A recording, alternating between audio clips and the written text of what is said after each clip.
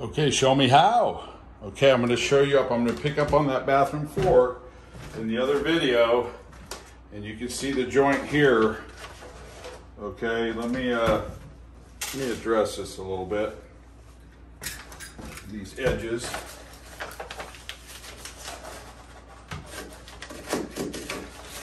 Okay. What you're gunning for is to split where your door lands, right?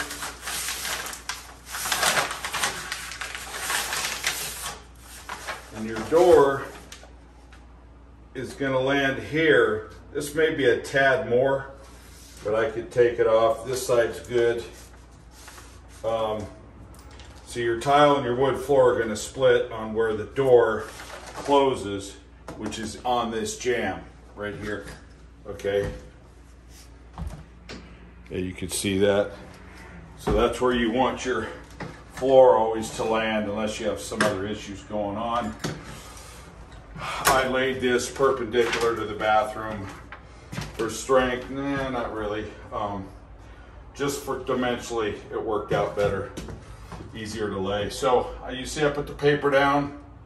Okay.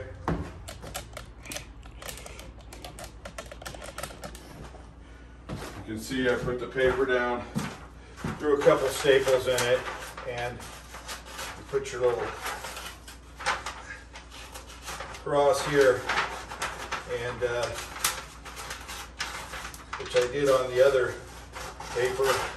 It's underneath this one. And you know, again, is this paper going to do much? Probably not. Does it hurt? No. Does it help? Maybe a little. Okay, it's all predicated on a leak. So ultimately you don't want to leak.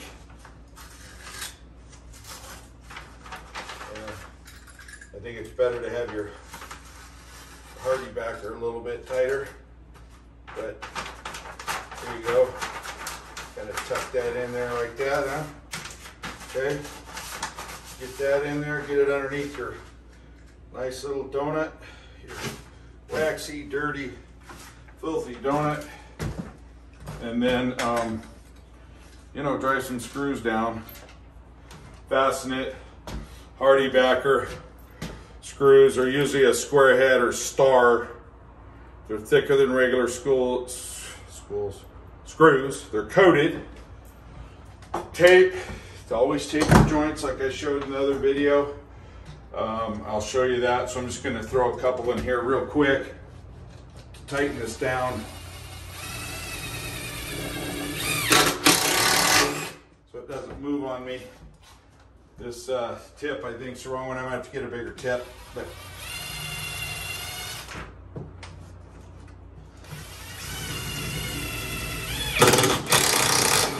this is just so it doesn't move on me.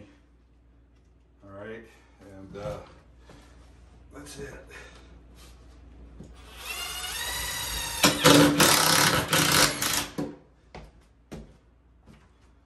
All right, so that's it for a moment, and then I'll be back and show you what it looks like. You're going to cut that. You're going to cut this cementous board, this Hardi-Backer, with you know, your cordless grinder with a diamond blade on there, or your electric, and you could use a score knife too, but I like using a grinder. It's a little more accurate. All right. Okay, picking up, folks. How I got such a nice fit here is, okay, what you do is you come off the edge here to the center of the flange, off the side to the center of the flange, cut it a little bit bigger. Good to use a compass, okay?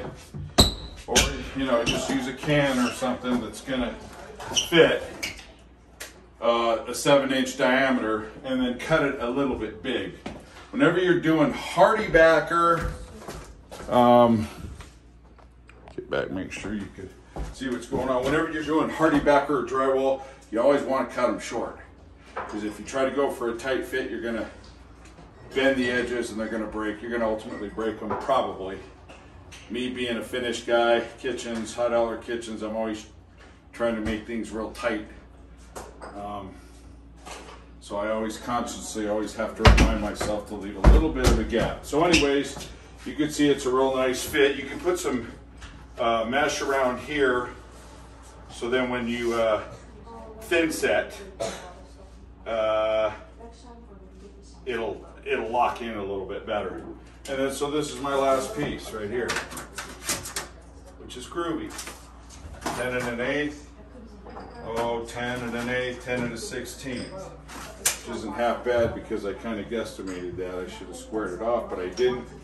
I believe this is still like 45 3/4.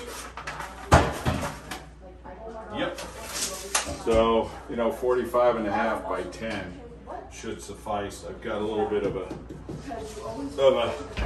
protrusion here, it's a notch for this splash shower.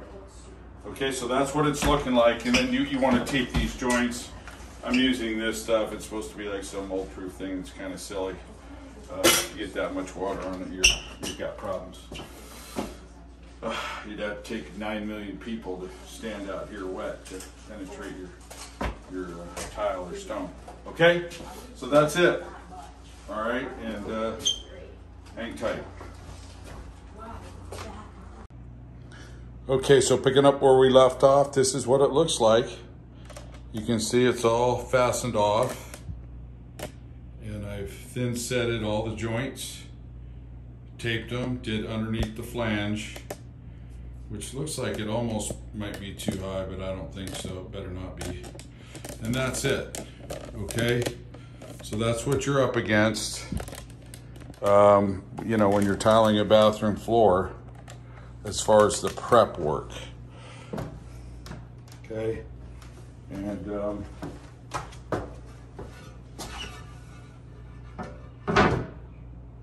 yeah, it'll be close.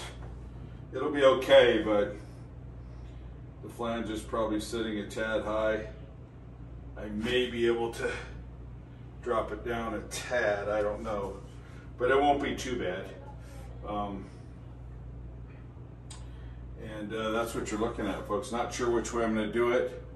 I may do it unconventional and just have a line come right down the middle and split each 12 by 24. May stagger them long ways, stagger them short ways. Not quite sure yet. But ultimately, this is what you're looking at, and should be good, because the thin set will be at least 3/8. And that's it, folks.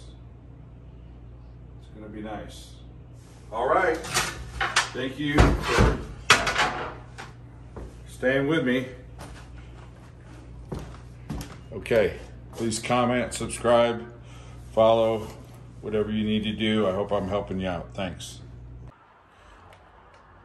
Show Me How's progress report on showing you how to tile a bathroom floor. Now, notice the joint. I've used a sample of my wood flooring that has the depth of the rest of the flooring. It's the same material. And I've used that to show how to flush up your flooring, okay? And then the ones off to the side and the one by the flange are just cut, ready to set.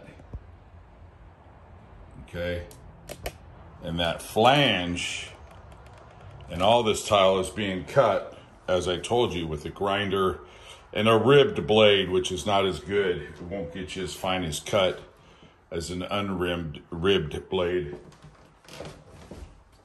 I'll show you that.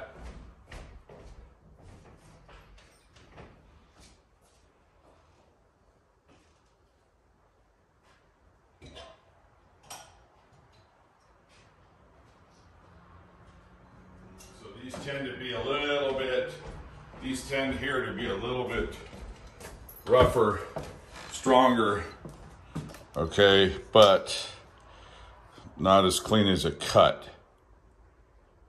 All right, so that's what I used. Wasn't that important. But again, to revisit and reiterate. You're going off the center here, hence basically you have a quarter of a pie here. All right, that's the easiest way to do it. Go off center and then go back half the distance, since you're only going back half the distance. And of course here I only went back half the distance on two sides. That's how you get a quarter turn. So I'm going to set these. I'll be back, show you more, show you what it looks like finished. I'm not a tile setter by trade, self-taught. Consider myself having a high standard, so my stuff comes out pretty darn good. And yours can too. All right. We'll see you shortly. Okay, so this is the final flooring. Now I just set these couple of samples or random pieces of oak, okay, just to make sure that it was going to be pretty flush with the floor that I finished out. Caulked under the toilet, grout on the tub. Haven't put the base up yet, but you can see it came out really nice. So that's basically it. And show me how. Just wanted to show you how the finished look appears on that floor. Thank you for watching. Out.